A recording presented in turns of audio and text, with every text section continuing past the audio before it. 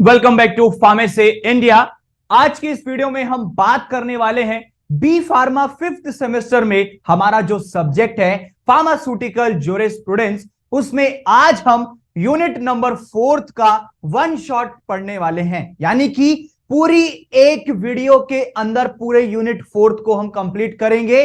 जो भी इसके सारे टॉपिक्स हैं हमारे, उसके कॉन्सेप्ट को क्लियर करेंगे पूरा हम 40 से 50 मिनट की एक वीडियो के अंदर। फार्मेसी इंडिया की एक मुहिम है जिसमें आपके बी फार्मा 5th सेमेस्टर के हर एक सब्जेक्ट के वन शॉट की वीडियो लेकर आए हैं। तो उसी में आज हम फार्मास्यूटिकल ज्यूरिस्प्रूडेंस की यूनिट 4 का वन शॉट के बारे में पढ़ेंगे। तो चलिए स्टार्ट करते हैं। आज की इस वीडियो में हमारा टेबल ऑफ कंटेंट क्या होने वाला है उसके बारे में जान लेते हैं। सबसे पहले कि इस वीडियो के अंदर हमें पढ़ना किन किन चीजों के बारे में है। तो सबसे पहला टॉपिक आता है drugs and magic remedies act, जिसके अंदर हम पूरा डिटेल में इस एक्ट के बारे में पढ़ने वाले हैं। सेकंड टॉपिक होने वाला है prevention of cruelty to animals act, और जो लास्ट टॉपिक होने वाला है वो है नेशनल फार्मास्यूटिकल प्राइसिंग। इसके बारे में हम बेसिकली इन तीनों टॉपिक्स को कवर करेंगे इस पूरी एक वन शॉट की वीडियो में। अब बात करते हैं कि इस यूनिट 4 के अंदर हमें जो हमारे ये 3 टॉपिक्स हैं, 3 एक्ट हैं, इनके बारे में क्या क्या पढ़ना है। तो सबसे पहला टॉपिक है जहां पे हमें drugs and magic remedies act and it's rules के बारे में पढ़ना है। इसके अंदर हम इसके ऑब्जेक्टिव्स के बारे में पढ़ेंगे, डेफिनेशंस के बारे में पढ़ेंगे, साथ ही साथ प्रोहिबिशन किन किन हमारे एडवर्टीजमेंट पे है उनके बारे में पढ़ेंगे, क्लासेस ऑफ एग्जेम्प्टिव एडवर्टीजमेंट्स कौन कौन से हैं, और ऑफेंसेस एंड पेनल्टीज क्या है। तो पूरा इस एक्ट के बारे में डिटेल में पढ़ेंगे।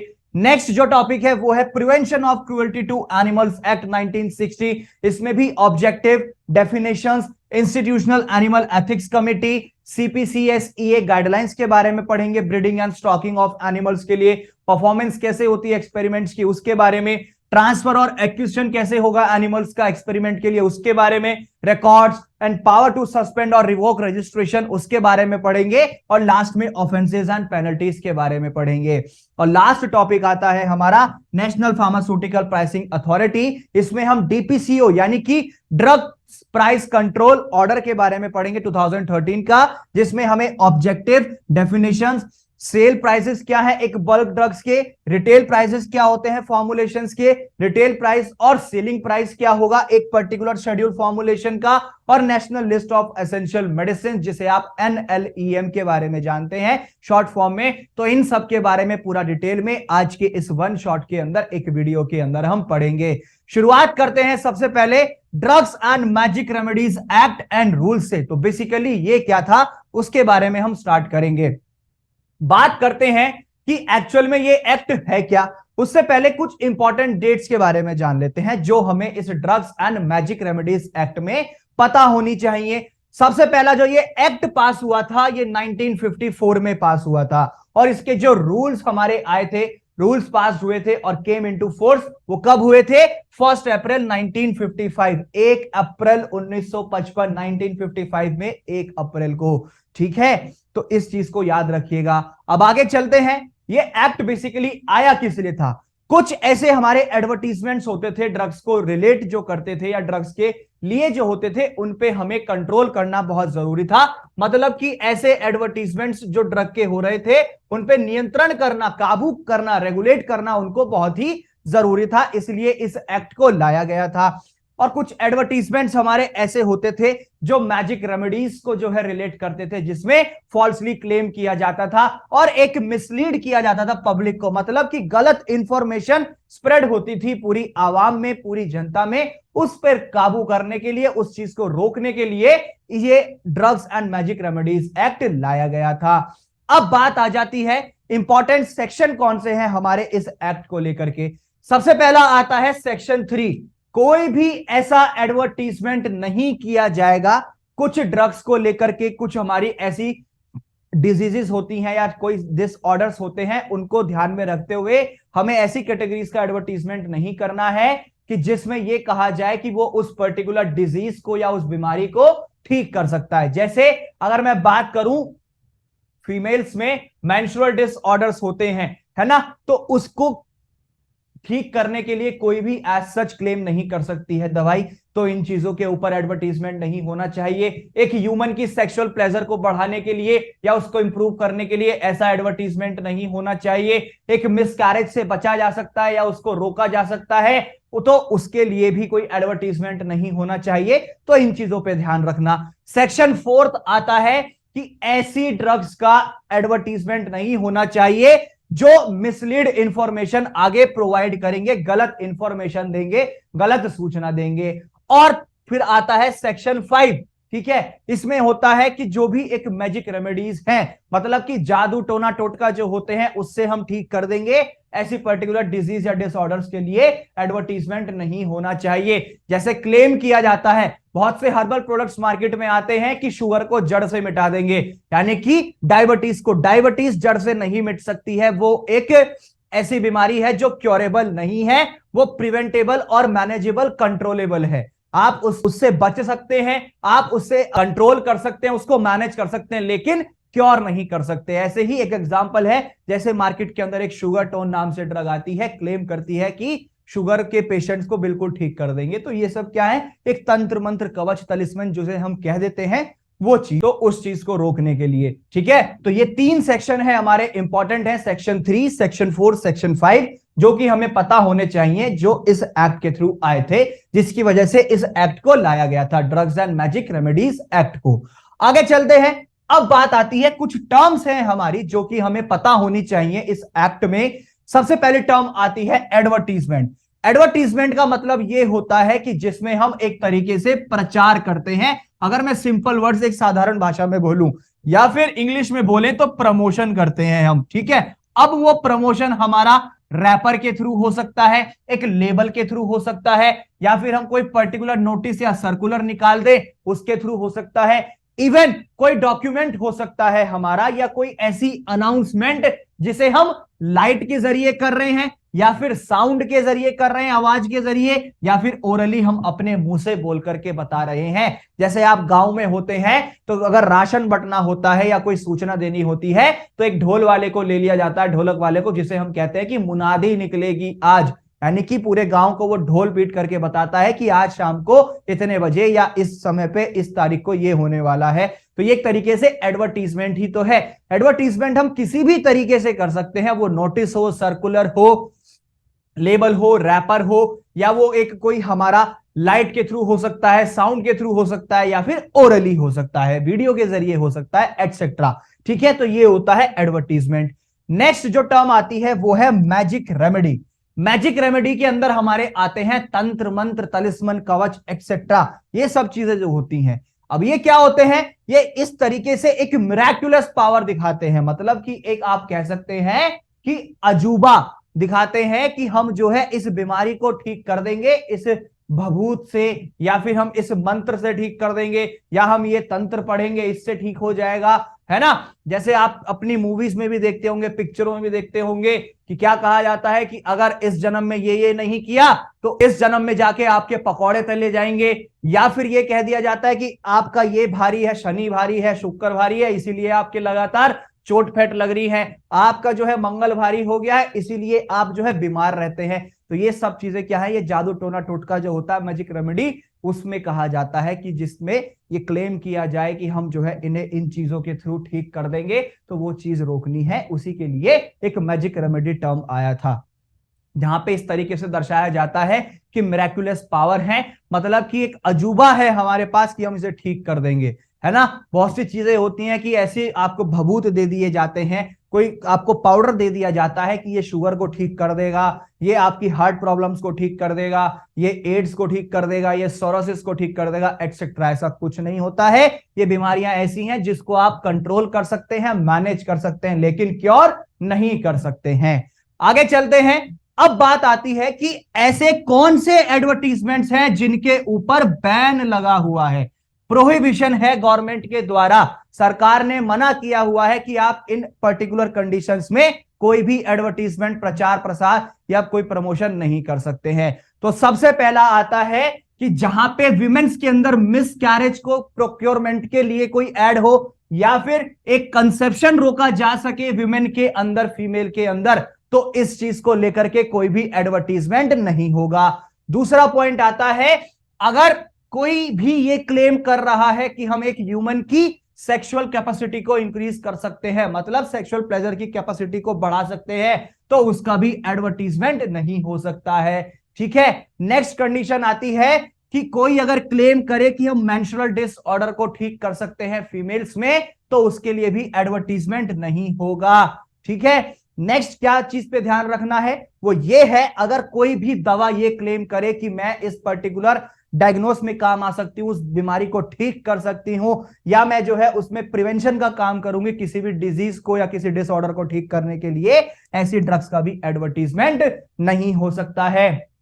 नेक्स्ट आता है कोई अगर डायरेक्टली फॉल्स इंप्रेशन डाल रहा है किस चीज के रिगार्ड में, उस पर्टिकुलर ड्रग के कैरेक्टर पे कोई मिसलीड इंफॉर्मेशन दे रहा है, तो उसका भी एडवर्टीजमेंट नहीं होगा। और साथ ही साथ में कोई भी अगर फॉल्सली क्लेम कर रहा है एक डॉक्टर के लिए, ठीक है, तो ऐसी भी ड्रग्स का आप जो है एडवर्टीजमेंट नहीं कर सकते हैं। तो ये है बेसिकली एक हमारी गाइडलाइंस जो हमें फॉलो करनी होती है एडवर्टीजमेंट के लिए, अपने ड्रग्स को लेकर के, दवाइयों को लेकर के, कि हम इन कंडीशंस पे अपना एडवर्टीजमेंट नहीं कर सकते हैं। आगे चलते हैं। अब बात आती है क्लासेस ऑफ एग्जेम्प्टेड एडवर्टीजमेंट, मतलब कि ऐसी कौन सी क्लासेस हैं एडवर्टीजमेंट्स की जिनका हम जो है बेसिकली एडवर्टीजमेंट कर सकते हैं, उनके ऊपर कोई रोक टोक नहीं है। तो सबसे पहला आता है कोई भी ऐसा एडवर्टीजमेंट जो कि डायरेक्टली आपका ड्रग की प्रिंटिंग से या उसकी पब्लिश होना है उसको, तो वो गवर्नमेंट से आपको परमिशन मिली हुई है, आपने अपनी इंफॉर्मेशन पहले ही दे दी थी, आपने परमिशन पहले ही अप्लाई कर दी थी और आपको परमिशन मिल गई है, तब आप जो है बेसिकली एडवर्टीजमेंट कर सकते हैं। लेकिन उसकी कंडीशन होती है क्या, अगर वो पब्लिक में एक जनरल अवेयरनेस का काम करेगी, पब्लिक को अवेयर करने का काम करेगी, वो इंफॉर्मेशन स्प्रेड करेगी, तभी आप एडवर्टीजमेंट कर पाएंगे। नेक्स्ट कैटेगरी आती है, उसमें आपको ध्यान रखना होगा कि एक लीफलेट या लिटरेचर जो होता है कंपनी के द्वारा पैकिंग के टाइम पे उसके अंदर डाला जाएगा, जिसके अंदर वो जो एडवर्टीजमेंट होगा वो सिर्फ और सिर्फ हमारे रजिस्टर्ड मेडिकल प्रैक्टिशनर के लिए होता है। किस लिए, कि उसमें उसकी थेराप्यूटिक इंडिकेशन डालनी होगी, एडमिनिस्ट्रेशन क्या है उस ड्रग का, डोजेस कौन सी है, साइड इफेक्ट्स और प्रिकॉशंस, ये सारी चीजें आपको उस लीफलेट या लिटरेचर के अंदर मेंशन करनी होंगी।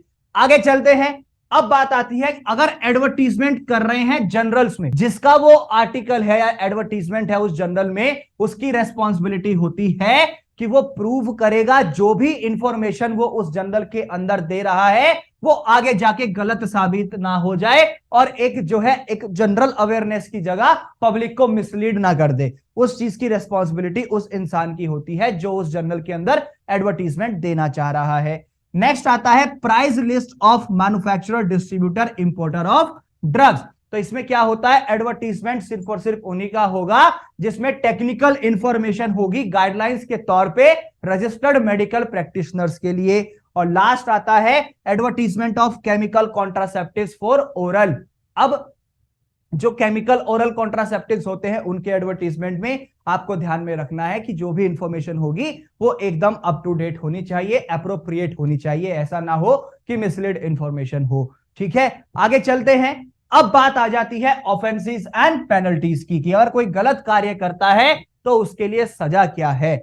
सबसे पहला, अगर किसी ने पहली बार इस एक्ट के तहत कोई गलत कार्य किया, उसके रूल्स को ब्रेक किया, तो उसको जो है 6 महीने की जेल हो सकती है और साथ में उसे फाइन देना पड़ सकता है या फिर दोनों।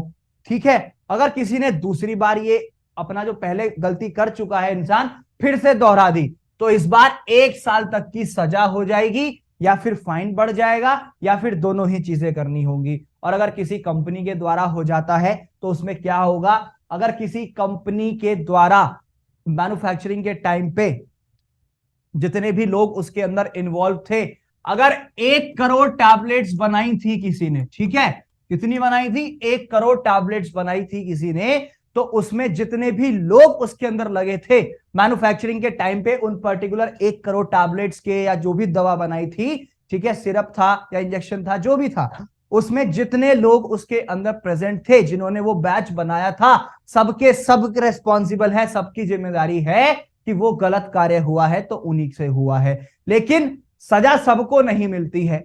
अगर कोई ये प्रूव कर दे कि जब ये दवाइयां बन रही थी मुझे इसके बारे में कुछ भी जानकारी नहीं थी, मेरे पास कोई प्रॉपर अपडेशन नहीं था, या मैं उस पर्टिकुलर दिन में एब्सेंट था या उस बैच में ही एब्सेंट था, किसी ने अगर ये प्रूव कर दिया तो वो सजा का पात्र नहीं माना जाता।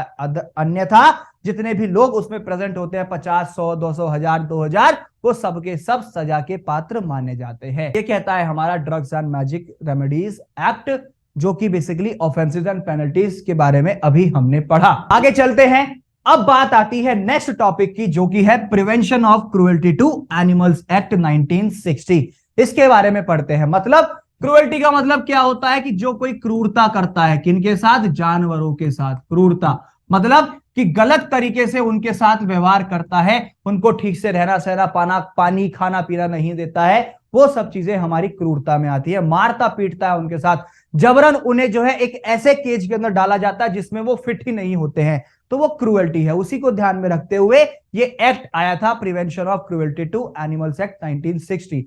अब हम सबसे पहले जानते हैं बेसिकली जो prevention of cruelty to animals act है हमारा, इस एक्ट को पास किया गया था इंडियन पार्लियामेंट के द्वारा, इंडियन गवर्नमेंट के द्वारा। ये चीज ध्यान में रखते हुए कि जो भी एक्सपेरिमेंट्स होते हैं एनिमल्स पे, उनके साथ कोई क्रूरता नहीं होनी चाहिए, कोई अभ्रता नहीं होनी चाहिए, और जो आम जानवर है उसके साथ भी क्रूएल्टी नहीं होनी चाहिए। उसको रोकने के लिए, उसको कंट्रोल करने के लिए इस एक्ट को लाया गया था। अब इंपॉर्टेंट डेट्स क्या होंगे इस एक्ट के लिए?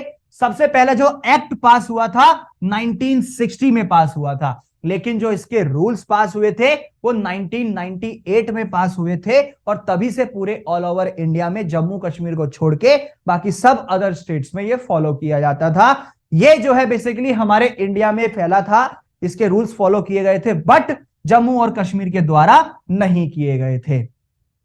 ठीक है, आगे चलते हैं। अब बात आ जाती है, कुछ टर्म्स हैं हमारी इस एक्ट के अंदर जो कि हमें पता होनी चाहिए। जैसे सबसे पहला आ जाता है बोर्ड। बोर्ड का मतलब कि एक ऐसा एनिमल वेलफेयर बोर्ड की स्थापना की गई थी सेक्शन 4 के तहत, जहां पे हमारा बेसिकली एक एक्ट ब्रीडर भी था। अब ब्रीडर का मतलब कि एक ऐसा पर्सन जो कि इंस्टीट्यूट के अंदर एनिमल्स की ब्रीडिंग कराएगा, जिससे कि एनिमल्स का स्टॉक प्रॉपर रहे। ठीक है, क्या रहे? स्टॉक प्रॉपर रहे, जानवरों की कमी ना हो, जब एक्सपेरिमेंट करना हो तो हमारे पास पूरी आपूर्ति में हो, पूर्ण रूप से हमारे पास जानवर प्रेजेंट हो, कि जिससे हम आगे जाके एक्सपेरिमेंट अच्छे से परफॉर्म कर सकते हैं। नेक्स्ट टर्म आती है कमेटी। कमेटी मतलब कि जो कमेटी है इसको कॉन्स्टिट्यूट किया गया था सेक्शन 15 के तहत इस एक्ट में, जो कि कंट्रोल और सुपरविजन का काम करेगी एनिमल्स पे। जैसे CPCSEA था, IAEC भी है हमारा, इंस्टीट्यूशनल एनिमल्स एथिक कमेटी। ठीक है, committee for the purpose of control and supervision of experiments on animals, तो ये कमेटीज बनाई गई थी सेक्शन 15 के तहत। नेक्स्ट टर्म आता है इंस्टीट्यूट एनिमल एथिक्स कमेटी। ये एक ऐसी बॉडी है जिसके अंदर ऐसा ग्रुप होता है लोगों का जो कि ये ध्यान रखते हैं, और साथ में एक हमारा committee for the purpose of control and supervision of experiments on animals, CPCSEA, ये दोनों कमेटीज मिलकर के काम करती हैं। ये ध्यान रखती हैं कि जानवरों के साथ कोई क्रूरता ना हो, उनके साथ जो एक्सपेरिमेंट हो रहे हैं वो प्रॉपर होने चाहिए, कोई जानवर सफर ना करे, उन्हें खान पान अच्छे से मिले, अगर उनका सेक्रीफाइस हुआ तो वो जो है प्रॉपर तरीके से होना चाहिए, अदरवाइज सेक्रीफाइस तो होना ही नहीं चाहिए। पूरी गाइडलाइंस फॉलो होती हैं या नहीं एनिमल्स के ऊपर एक्सपेरिमेंट करने के लिए, उन चीजों का ध्यान रखना चाहिए, उसके लिए इन कमेटीज को बनाया गया। आगे चलते हैं। अब बात आती है क्रूएल्टी टू एनिमल क्या है, अगर जानवरों के साथ अभ्रता की जा रही है तो कैसे। सबसे पहला पॉइंट कहता है कि अगर कोई जानबूझ के या फिर बिना बात ही कोई भी ऐसा सब्सटेंस, ऐसा ड्रग उनके अंदर इंजेक्ट कर देता है जो उनके लिए हानिकारक हो सकता है, खतरनाक हो सकता है, तो वो जो है क्रूरता के अंदर आता है।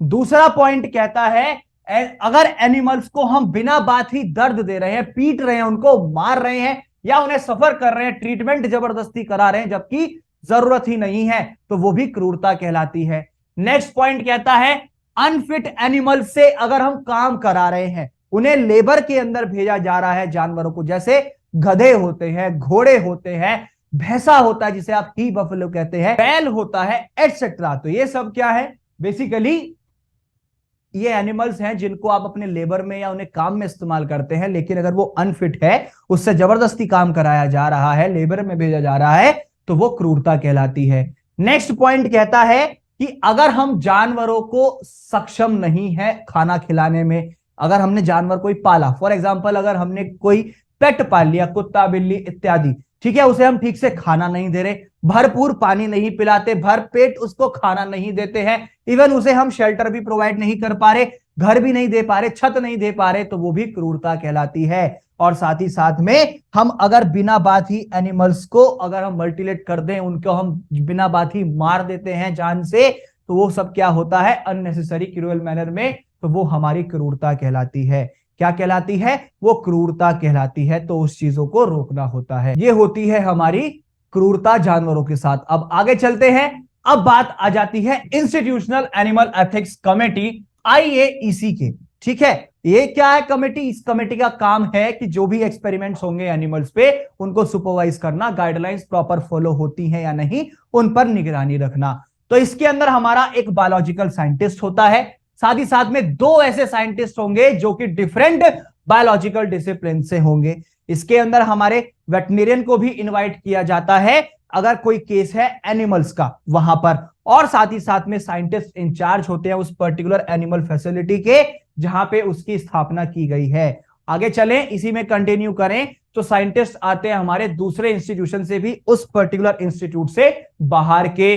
नेक्स्ट पॉइंट कहता है कि non scientific socially aware members, यानी कि जैसे एनजीओ चलाते हैं, क्या चलाते हैं? एनजीओ चलाते हैं, या जानवरों के लिए हित में काम करते हैं, ऐसे मेंबर्स को भी बुलाया जाता है। और साथ ही साथ में एक रिप्रेजेंटेटिव या नॉमिनी होता है उस पर्टिकुलर कमेटी का, IAEC कमेटी का। ठीक है, ये होती है हमारी IAEC।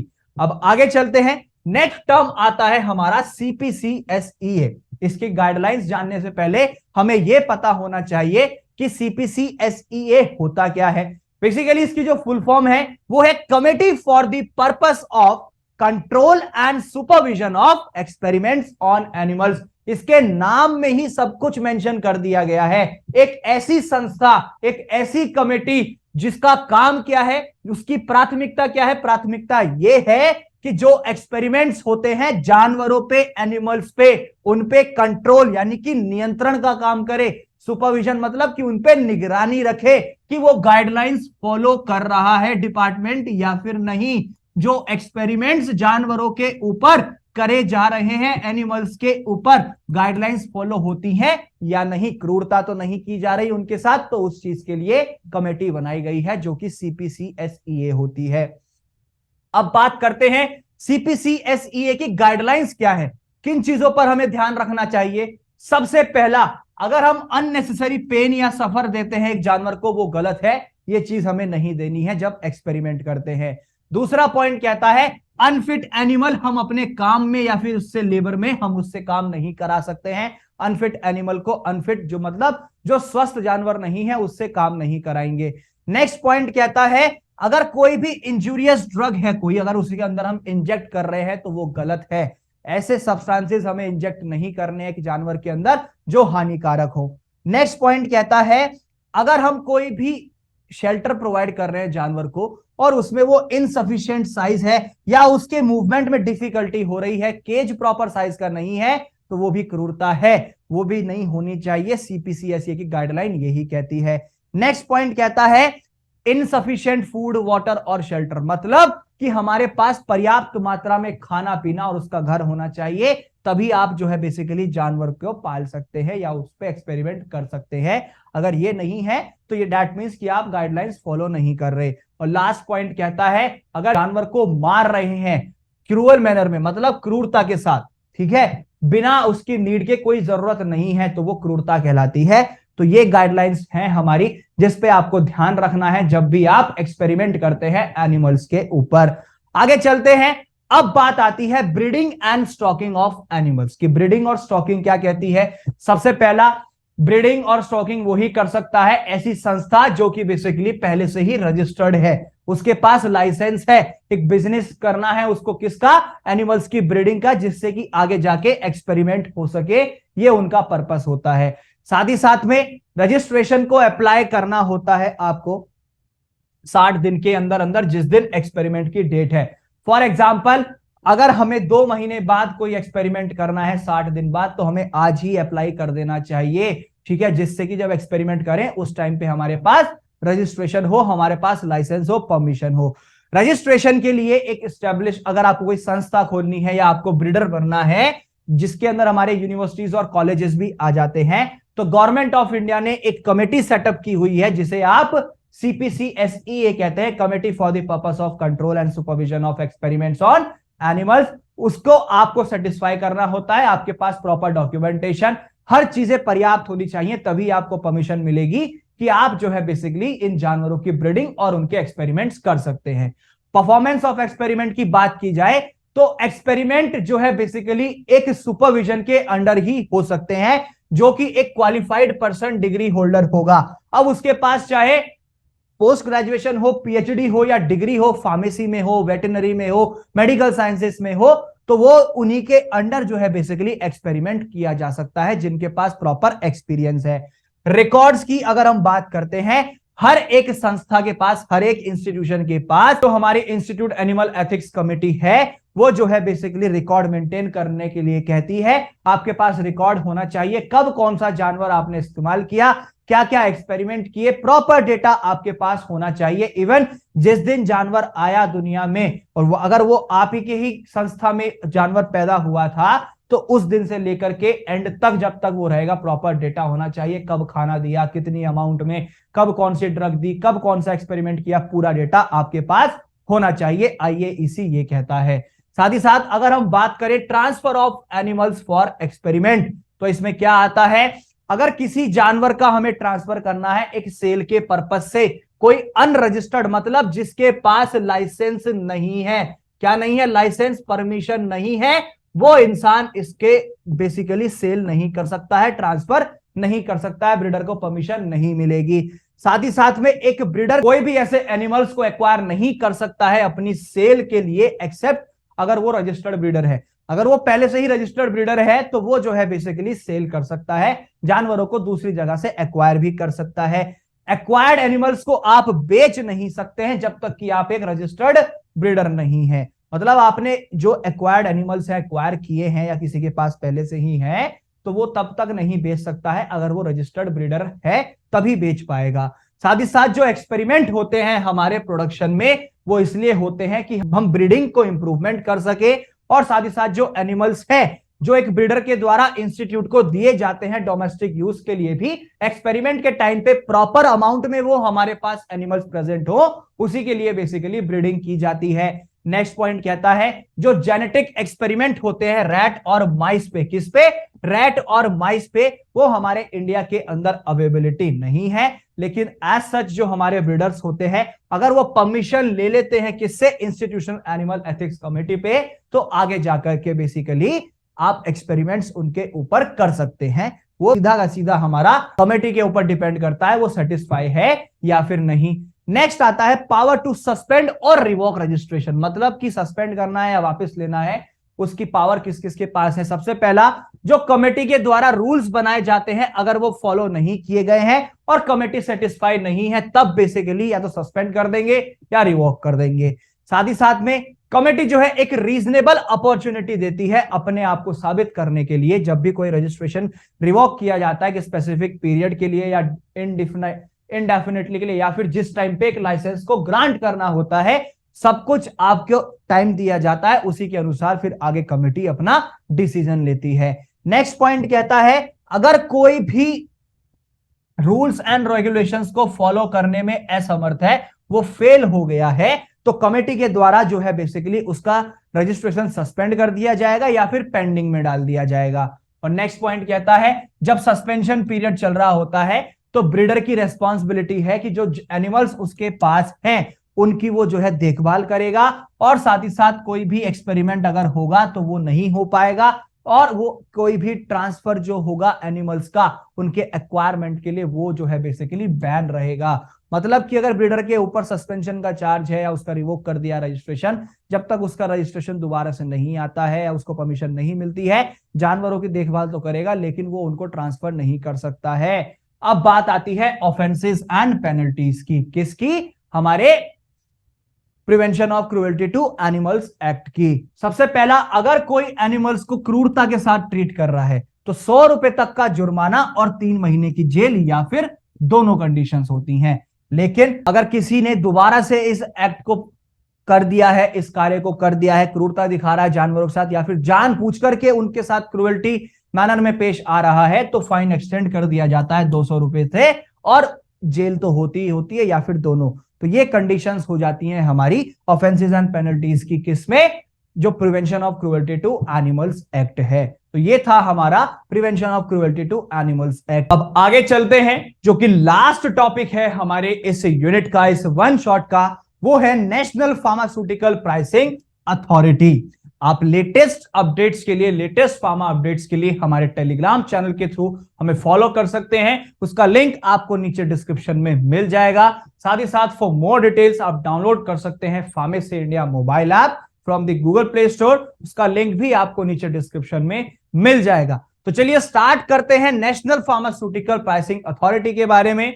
सबसे पहले बात आती है इसके कुछ इंट्रोडक्शन की, मतलब कि इसके अंदर था क्या। जो हमारा ड्रग प्राइस कंट्रोल ऑर्डर है, जिसे आप डीपीसीओ कहते हैं, ये बेसिकली हमारा बनाया गया था, जो कि एक पार्ट है किसका, न्यू ड्रग पॉलिसी का, जो हमारी केंद्र सरकार, सेंट्रल गवर्नमेंट या फिर गवर्नमेंट ऑफ इंडिया के द्वारा बनाई गई थी। अब इसके अंदर आपको कुछ इंपॉर्टेंट डेट्स याद रखनी होंगी, जैसे 1987, 1995, 2013। सबसे पहला जो बेसिकली अगर मैं बात करूं, जो हमारा डीपीसीओ था वो 1987 में आया, उसके बाद 95 में, देन उसके बाद 2013 में।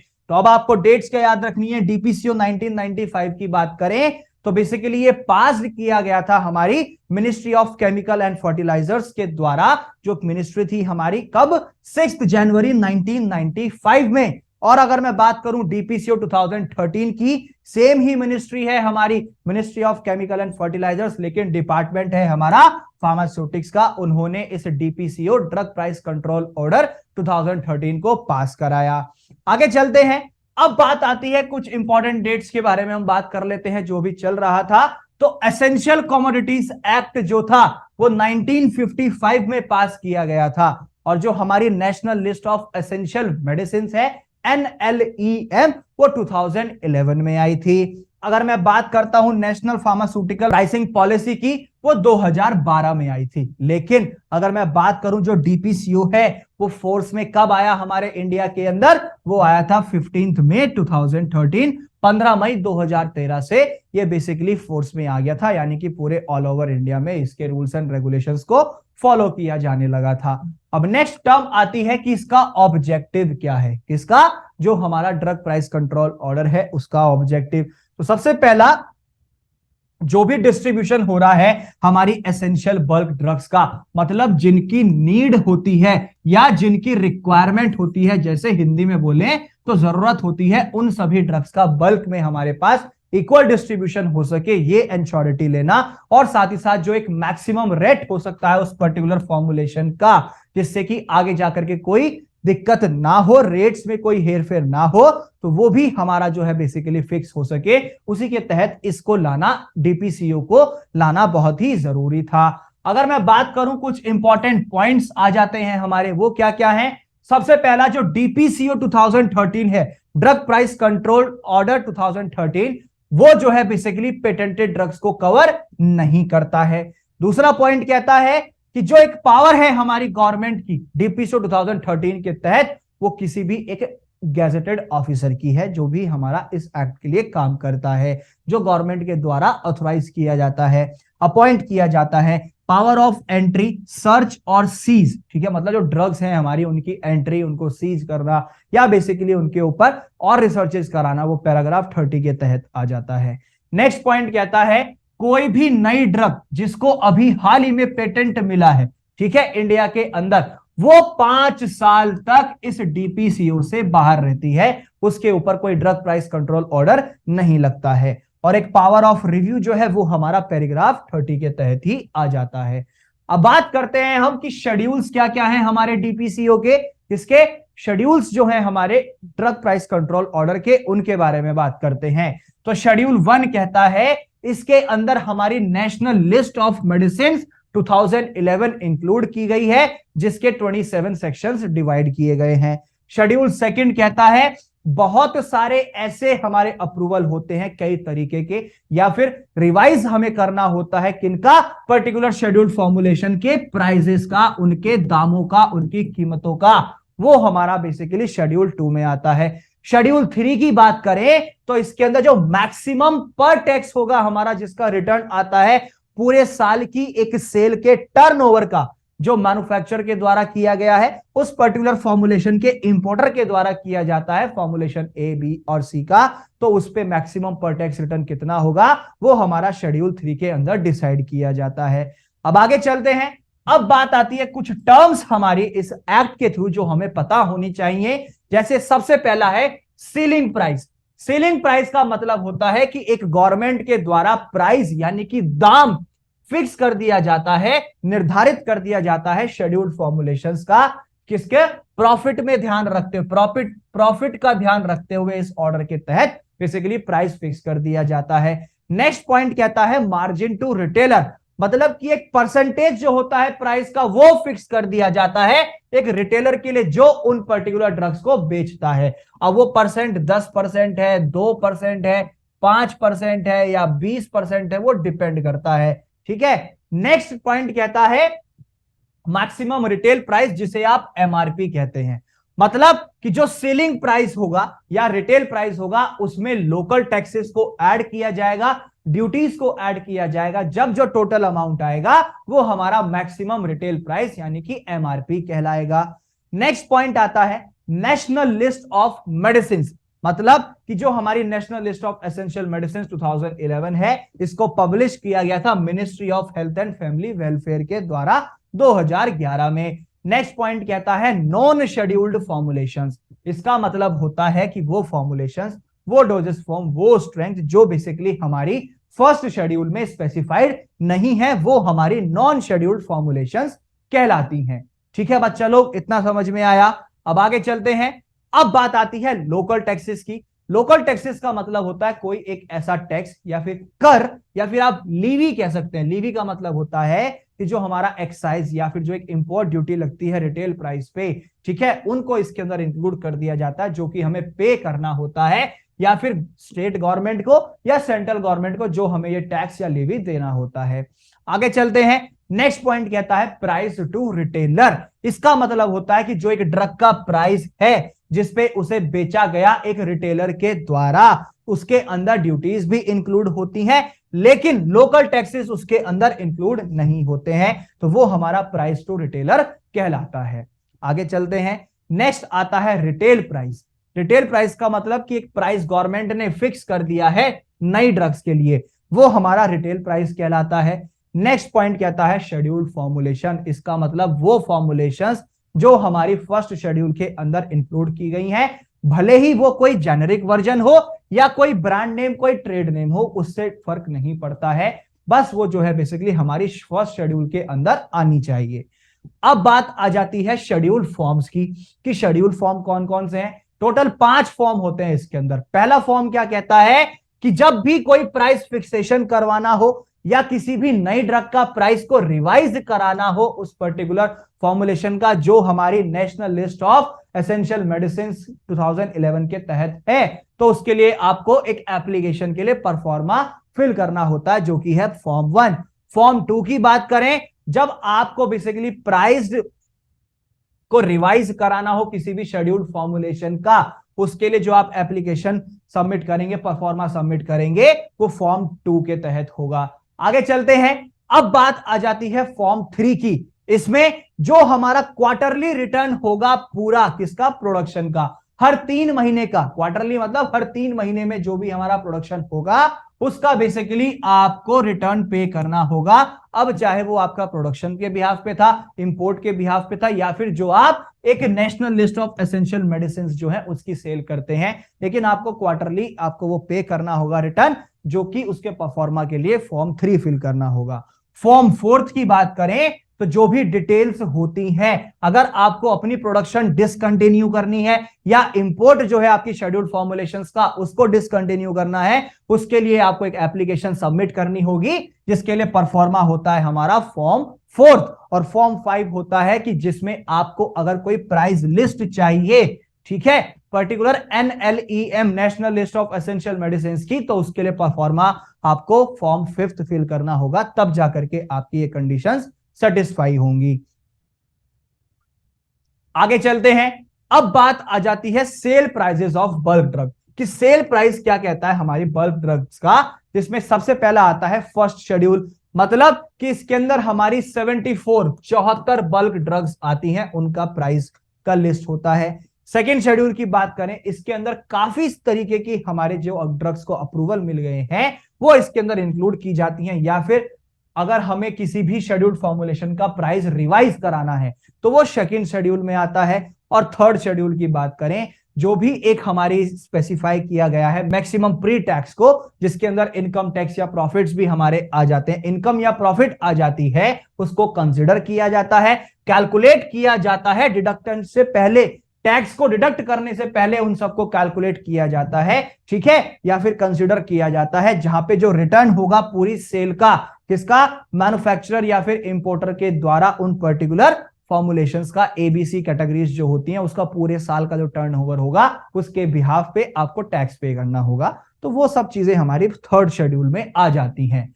अब बात करते हैं शेड्यूल्ड फॉर्मुलेशन प्राइस की, किसकी, शेड्यूल्ड फॉर्मुलेशन प्राइस की, जिसमें सबसे पहला है calculation of price of a scheduled formulation.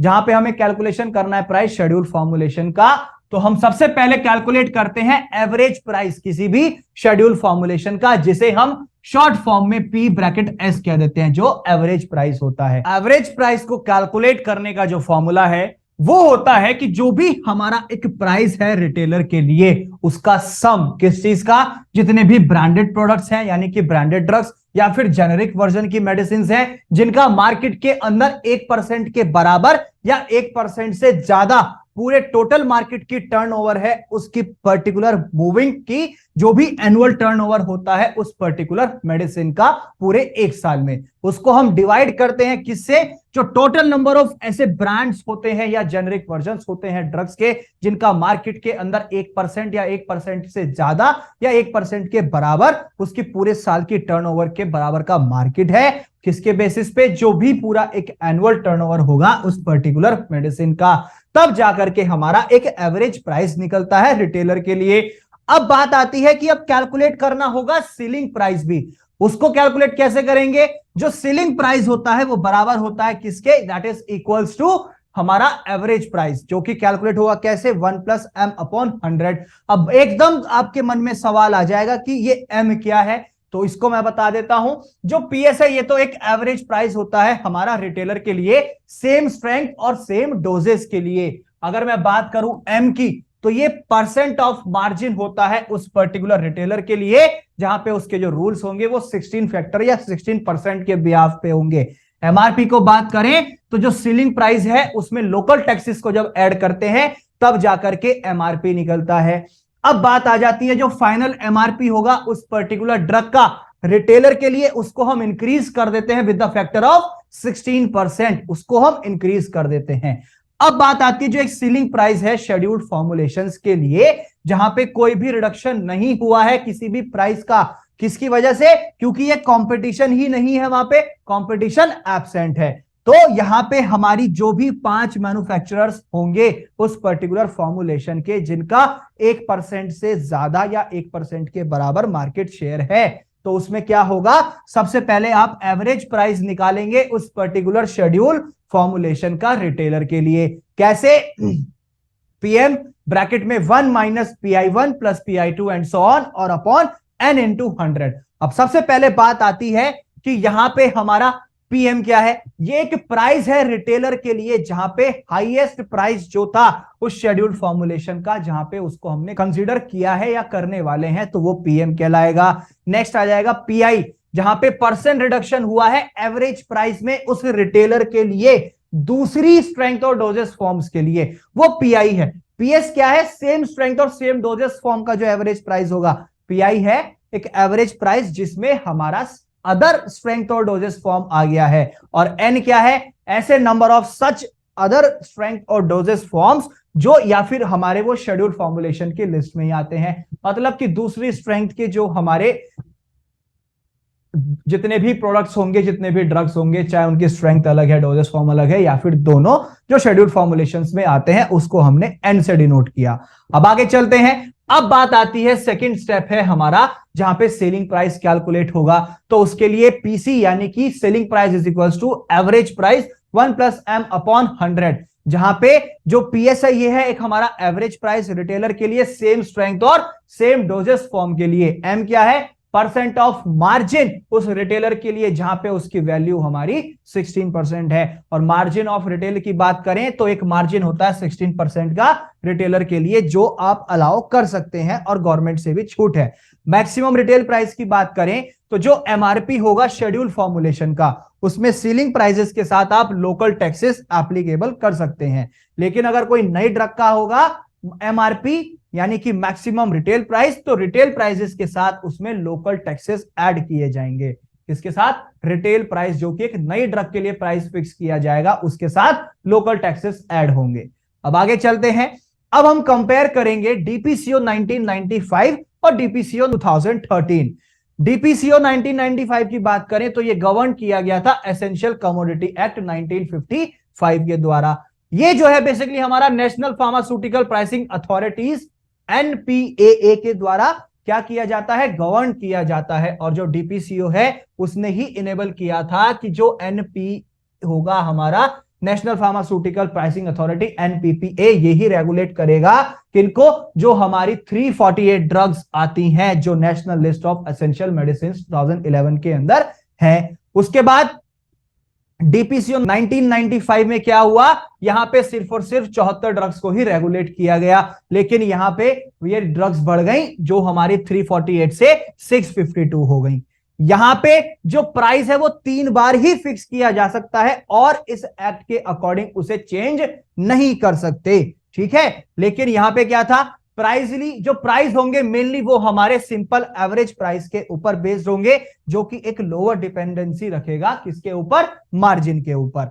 अब बात आ जाओ नेक्स्ट पॉइंट की बात कर लेते हैं। तो गवर्नमेंट जो है प्राइस फिक्स कर देगी, इंडस्ट्री जो है उसमें डोमिनेट नहीं कर सकती। और प्राइस अगर एक बार फिक्स हो गया तो वो मैन्युफैक्चरर कॉस्ट होगी, सिर्फ और सिर्फ उसकी मैन्युफैक्चरिंग कॉस्ट के बेस पे होगा। लेकिन डीपीसीओ 2013 की बात करें तो जो प्राइस फिक्स होगा वो म्यूचुअल एग्रीमेंट पे होगा, गवर्नमेंट के और साथ ही साथ इंडस्ट्रीज के।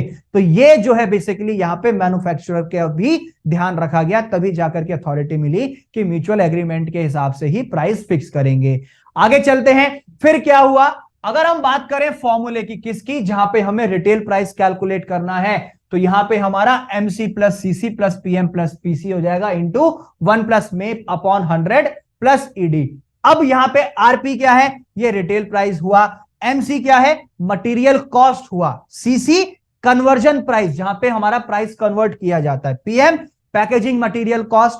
इसी साथ अगर हम बात करें पीसी की तो ये पैकिंग चार्जेस हैं कि पैकिंग चार्जेस भी लगेंगे। मेप ये मैक्सिमम अलाउएबल पोस्ट होती है किसकी, जो मैन्युफैक्चरिंग एक्सपेंस होगा, जो कि 100% से ज्यादा नहीं हो सकता है। और ईडी क्या है, ये हमारी एक्साइज ड्यूटी होती है, ठीक है। लेकिन अगर हम यही सेम बात करें 2015 के अकॉर्डिंग, जो डीपीसीओ 2013 था, तो उसमें एमआरपी क्या है, हमारा ceiling price plus local taxes, जहां पे सीलिंग प्राइस में हम एवरेज प्राइस को ऐड कर देते हैं, 1 + m अपॉन 100 आ जाता है। तो ये बेसिकली हमारा नया प्राइस निकालने का, कैलकुलेट करने का फॉर्मूला है। अब बात आ जाती है व्हाट इज एसेंशियल मेडिसिन, क्योंकि अभी हम बात कर रहे थे एसेंशियल मेडिसिन की। तो एसेंशियल मेडिसिन को हम डिफाइन करते हैं कि जो हमारा वर्ल्ड हेल्थ ऑर्गेनाइजेशन है, विश्व स्वास्थ्य संगठन जो है हमारा, वो ये कहता है वो मेडिसिन जो बेसिकली एक प्रायोरिटी, प्राथमिकता होती है, अगर उसको संतुष्ट करने में मदद कर रही हैं, एक हेल्थ केयर नीड्स में पर्टिकुलर पॉपुलेशन की, उसमें मददगार है, तो वो हमारी एसेंशियल मेडिसिन कहलाएंगी। और ये मेडिकेशंस जो है उन लोगों के लिए होती हैं जिनके पास प्रॉपर एक्सेस है कि वो अगर एक सफिशिएंट अमाउंट में इन ड्रग्स के अपने पास रखें और वो ले सकें जब भी जरूरत पड़े। इनका जो प्राइस होगा वो जनरली अफोर्डेबल लेवल्स पे होता है। नेशनल लिस्ट जो बनाई जाती है वो इसी को ध्यान में रख के बनाई जाती है कि हर कोई इंसान उसको, हर वर्ग का, चाहे अपर क्लास हो, लोअर क्लास हो, मिडिल क्लास हो, हर कोई उसे आसानी से ले सके। अब बात आती है national list of essential medicine NLEM की। तो बेसिकली जो नेशनल लिस्ट है हमारी एसेंशियल मेडिसिन की, वो एक ऐसी लिस्ट है जो कि ministry of health and family welfare के द्वारा रिलीज करी गई थी। ये जो मेडिकेशंस होती है, मेडिसिन लिस्ट की जाती है इस NLEM के अंदर, इनको सोल्ड किया जाता है, जो उनका एक प्राइस होगा, सेलिंग प्राइस जो होता है उससे कम पे, जो एक national pharmaceutical pricing authority NPPA के द्वारा निर्धारित किया जाता है, उनके द्वारा फिक्स किया जाता है। अब बात आ जाती है हमारी national list of essential medicine 2015 की।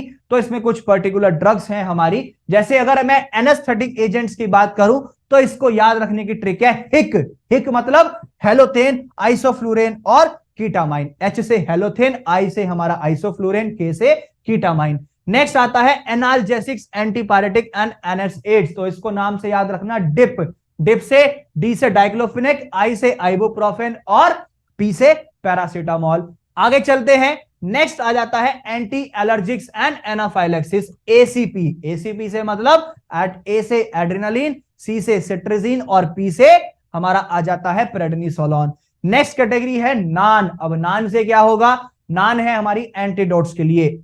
A से आया हमारा एट्रोपिन, N से आया नैलोक्सोन और दूसरे N से आया नियोस्टिकमिन, तब जाकर के बना हमारा नान। इसी तरीके से नेक्स्ट आ जाता है CDC, जो कि है एंटी कन्वल्सेंट्स, तो कार्बामेजेपिन, डायज़ेपाम और दूसरे C से क्लोबाजाम। तो ये हमारा basically national list of essential medicine है 2015 के तहत। तो अब हमारा वन शॉट कंप्लीट होता है, जिसमें हमने unit 4 B pharma 5th semester के फार्मास्यूटिकल जूरिस्प्रूडेंस सब्जेक्ट से लिया।